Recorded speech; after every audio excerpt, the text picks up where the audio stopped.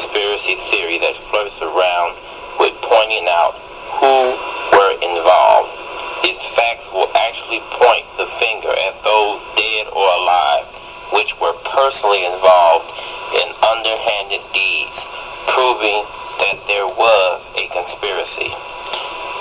The information in this documentary is not restricted. No corporation has any financial investment in this documentary. The information in this documentary is the official reports given by the FBI to the press. All statements and names are from its original source. All documents and pictures are authentic copies from its authentic source. In this documentary, you will see the FBI's official reports matched with its own evidence. You will see the FBI's evidence matched with natural facts. What you will witness is all the contradictions that this government allowed to be printed as truth in our history books. To allow the public to do its own investigation, I did not reveal names to some of the sources where I found some of this vital information.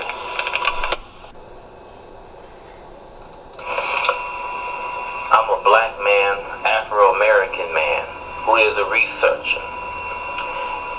And I'm also very concerned about this country of the United States of America and where it has been heading.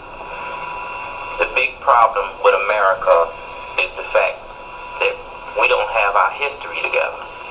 A lot of information in our history that's been told to us has been a lie. And this includes black history. A lot of black people have been lied to about black history. They've been lied to about what we've been told what happened during the 50s and 60s and so on.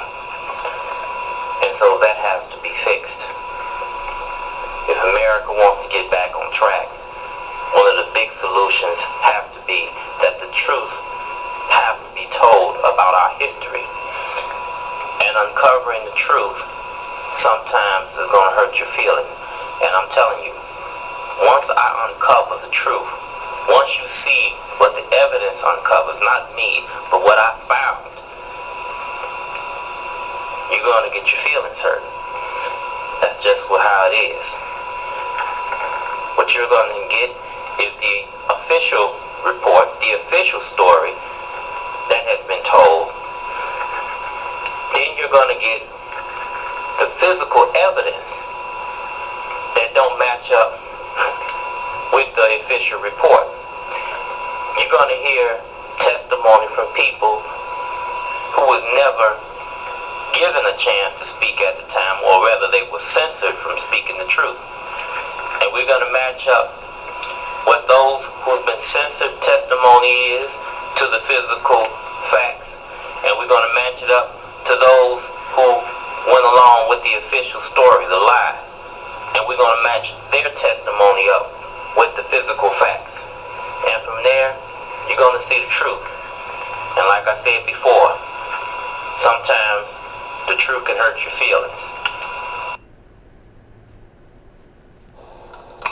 And the truth here regards Dr. Martin Luther King's assassination. It looks at the assassination from a whole different angle. It will reveal facts and the disputes within the SCLC and obvious criminating evidence done after Dr. King's death. First, we'll begin with the briefing in Memphis on April 4th, 1968. The briefing that has washed our brains for 44 years, but now comes the unveiling. On Thursday, April 4th, in Memphis, at the Lorraine Motel, Dr. Martin Luther King Jr. and some of his aides were leaving out of room 306. At some time after 5 p.m., they began preparing to go to the home of Memphis minister Billy Cowles for dinner. King had returned to Memphis on April 3rd. A little after his arrival, he faced a temporary temporary restraining order against another march. Dr. King was there again to plan another demonstration in support of the city's 1,300 sanitation workers who walked off their jobs February 12th in a dispute over wages, union recognition, and due check-off arrangements. Cowles, Abernathy, and King were all in room 306 on the second floor at about 5:59 p.m. Mr. Cowles walked out of the hotel room first to get his car keys. Seconds later, Martin came out. He was called out by Jesse Jackson from below in the courtyard. Jesse was introducing King to Ben Branch, a musician who was to play at the night's rally. Solomon Jones, King's driver, told King, "It's cold out. Put your top coat on." King replied, "Okay, I will." King leaned over the balcony railing to chat with Jesse and Ben, when suddenly, at about 6:01 p.m., one shot rang out across the courtyard. King toppled to the concrete second floor walkway. Meanwhile, Abernathy was in room 306 putting on some cologne when he heard a shot. He looked out and suddenly did not see Martin standing. He raced out onto the balcony and saw Martin lying in a pool of blood. Ralph Abernathy was the first one to reach King. Minister Billy Cowles. And there were some people out there, and he greeted them. And Jesse was down there, he greeted him. And somebody said, "Go back." Ralph was in the room putting on cologne. He said, "There's going to be some pretty ladies there, so I'm going to smell good." Martin, somebody piled up and said, "Martin, it's going to be chilly, bring your coat." So he told Ralph, "Get my coat." Martin stood here, I stood here. He leaned over the balcony and was talking to Jesse at the very moment of the incident. I said, "Okay guys, let's go." I got about right here.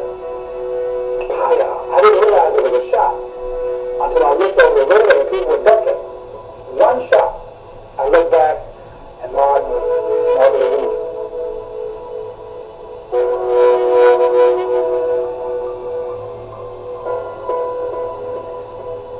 However, the part about where Jesse Jackson was on the balcony or below and who reached Dr. King first, Abernathy or him, sounded a little bit different in the Chicago Daily newspaper. Listen to this. Chicago Daily newspaper gives a different account to whom reached King first. This is how they reported it. Dr. King was joined on the balcony by Reverend Jesse Jackson, one of his top aides and director of Operation Breadbasket in Chicago. On the ground beneath the balcony stood Ben Branch, a Chicago musician who was to play at a rally after the dinner engagement, and Solomon Jones, Dr. King's chauffeur. Dr. King leaned over the green railing balcony and Mr. Jackson introduced him to Branch. "My man," Dr. King said to the musician, "to be sure to play Bless the Lord tonight and sing it well." Jones interrupted to tell Dr. King to put on a coat because of the chill. "Okay, I will," Dr. King replied. Before he could move, a shot rang out. Dr. King gasped and fell to the concrete. A pool of blood began to spread around his head. Mr. Jackson dropped to Dr. King's side, and other aides rushed to help. That's how the incident was reported in that particular paper, Chicago. Now, we return back to the version where Abernathy reached King. 1968. 5 of Martin Luther King Jr.'s lieutenants, including Jesse Jackson and Andrew Young, waited for King and Ralph Abernathy to join them in the courtyard of the Lorraine Motel. At 1 minute past 6 o'clock p.m., there was a muffled explosion. King's men turned to find their leader had been shot. An hour later, Martin Luther King Jr.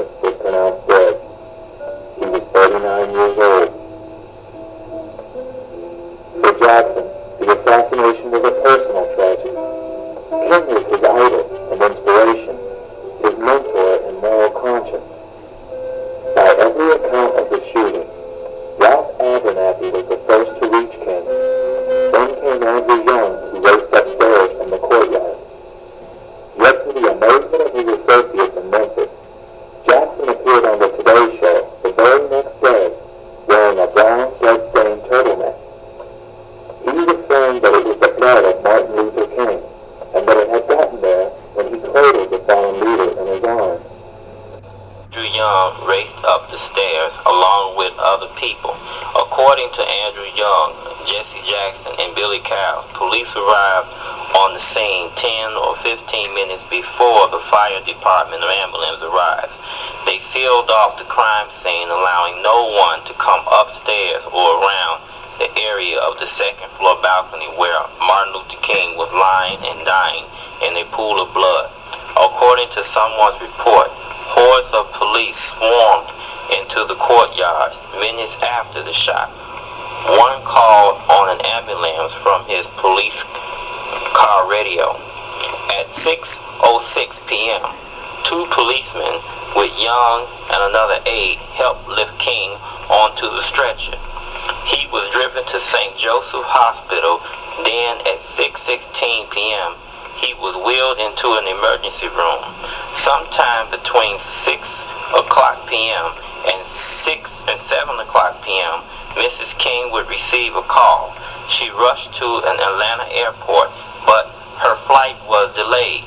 Mrs. King would not make it into Memphis until Friday, the next day, April 5th. Meanwhile, the FBI had already had its leads on a 30.06 pump action Remington rifle equipped with a telescope sight. It was recovered less than a block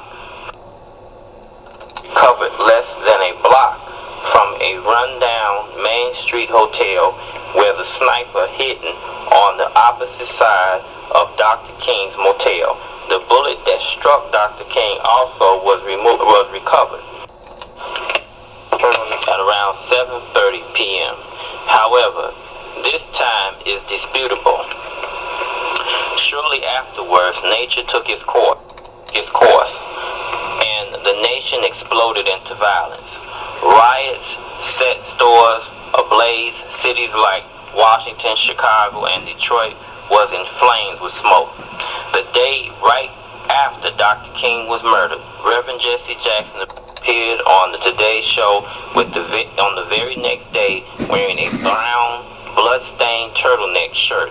He said, "On my chest is the stain of blood from Dr. Martin Luther King's head." 2 weeks later, at a London airport, a white man named James Earl Ray would be arrested in connection with the murder of Martin Luther King Jr. He was deported back to the U.S. and brought to the state of Tennessee, where he would be charged and booked for murdering Reverend Martin Luther King Jr. Then, after months of some very questionable evidence by the state of Tennessee, James Earl Ray, who with little money and did have a criminal background, reluctantly took a plea for natural life in prison instead of facing the execution. Well, there you have it. The 1968 briefing. Some of his facts told incompletely, some of his facts told not accurately, and some of it that was told was fiction and still is fiction, but is now part of American history. Now, what we'll do is put all the research I could muster and try to put together the complete picture so we can see what really took in place on April 4th, 1968.